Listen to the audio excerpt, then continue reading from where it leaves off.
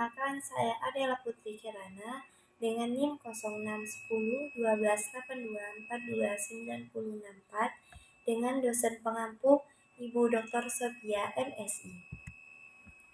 Di sini saya akan menjelaskan tentang hakikat IPA dan pembelajaran IPA terpadu.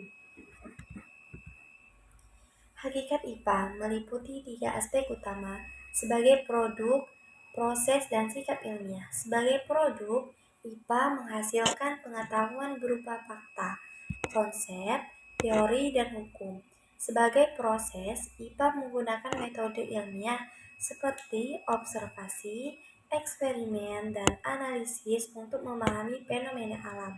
Sementara itu, sebagai sikap ilmiah, IPA mendorong rasa ingin tahu, kritis, objektif, dan terbuka terhadap ide baru. Yang ketiga, aspek ini menjadikan IPA sebagai ilmu yang berfungsi memahami dan menjelaskan dunia secara sistematis. Secara etimologi, kata sains berasal dari Latin science yang berarti pengetahuan atau memahami. Kata ini kemudian berkembang dalam bahasa Inggris menjadi science yang merujuk pada upaya sistematis untuk memperoleh pengetahuan melalui observasi, eksperimen, dan analisis logis. Sains mencakup berbagai disiplin ilmu yang bertujuan menjelaskan fenomena alam secara rasional dan objektif. Misalnya, pengetahuan dalam bidang fisika, biologi, dan kimia. Cabang-cabang ilmu sains: biologi, fisika, kimia, astronomi, geologi, dan ekologi. Yang pertama itu biologi. Biologi adalah ilmu yang mempelajari tentang makhluk hidup. Berikut ini beberapa contoh dalam bidang biologi. Yang pertama itu zoologi, mempelajari tentang binatang. Yang kedua itu tentang botani, mempelajari tentang tumbuhan. Yang ketiga itu entomologi, mempelajari tentang serangga. Yang keempat itu mikrobiologi, mempelajari makhluk hidup yang sangat kecil. Yang kedua itu fisika. Fisika adalah ilmu tentang gejala alam dan sifat benda, termasuk tentang perpindahan dan energi. Berikut beberapa contoh cabang ilmu fisika. Yang pertama, mekanika, mempelajari gerak benda. Yang kedua, elektronika, mempelajari arus listrik dan magnet. Yang keempat, optika geometris, mempelajari cahaya dan alat-alat optik. Yang ketiga, kimia. Kimia adalah ilmu yang mempelajari berbagai aspek tentang materi seperti komposisi, sifat, dan perubahan yang terjadi dalam reaksi kimia. Berikut ini beberapa contoh ilmu kimia. Yang pertama, farmasi, mempelajari tentang obat-obatan. Yang kedua, kimia organik, mempelajari tentang bahan-bahan kimia yang ada pada makhluk hidup. Yang ketiga, kimia anorganik, mempelajari tentang bahan-bahan kimia dalam benda. Yang keempat, radiokimia, mempelajari tentang zat radioaktif. Yang keempat, astronomi.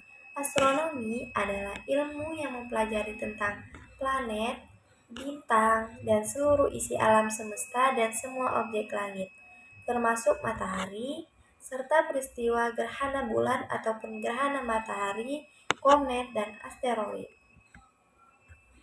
Yang kelima itu geologi. Geologi adalah ilmu yang mempelajari tentang bumi dan proses perubahannya. Berikut beberapa contoh cabang ilmu geologi, di antaranya yang pertama itu vulkanologi, mempelajari tentang gunung berapi. Yang kedua itu seismologi, mempelajari tentang gempa bumi.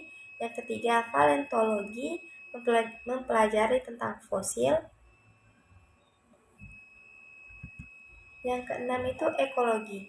Ekologi adalah ilmu yang mempelajari tentang interaksi atau hubungan timbal balik antara makhluk hidup dan lingkungan sekitarnya. Ilmu ini mencakup tentang topik-topik mengenai isu-isu lingkungan seperti polusi udara, tanah, dan air, serta dampak perubahan iklim dan kepunahan spesies hewan.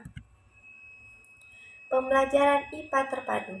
Ilmu pengetahuan alam IPA merupakan suatu kumpulan pengetahuan yang tersusun secara sistematis. Sejalan dengan pengertian tersebut, IPA merupakan rangkaian konsep yang saling berkaitan dengan sub-sub konsep yang telah berkembang sebagai suatu hasil eksperimen dan observasi.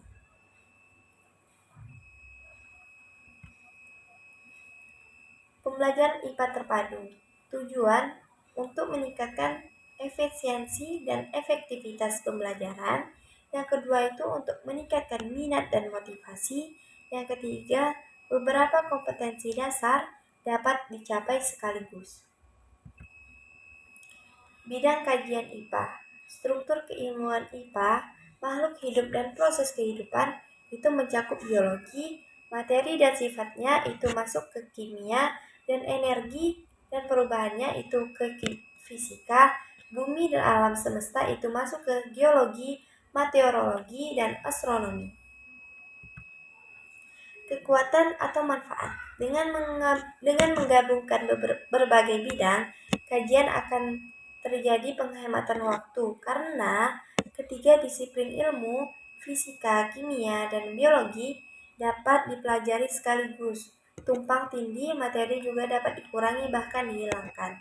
Peserta didik dapat melihat hubungan yang bermakna antara konsep fisika, kimia, dan biologi, meningkatkan taraf kecakapan berpikir peserta didik karena peserta didik dihadapkan pada gagasan atau pemikiran yang lebih luas dan lebih dalam ketika menghadapi situasi pembelajaran.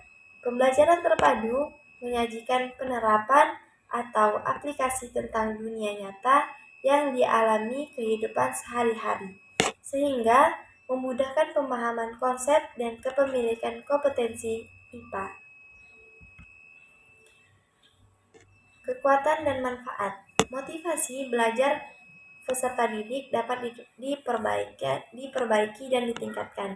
Yang kedua, pembelajaran terpadu membantu menciptakan struktur kognitif dapat menjabatani antara pengetahuan awal peserta didik dengan pengalaman belajar yang terkait, sehingga pemahaman menjadi lebih terorganisasi dan mendalam, sehingga memudahkan memahami hubungan materi IPA dari satu konteks ke konteks lainnya.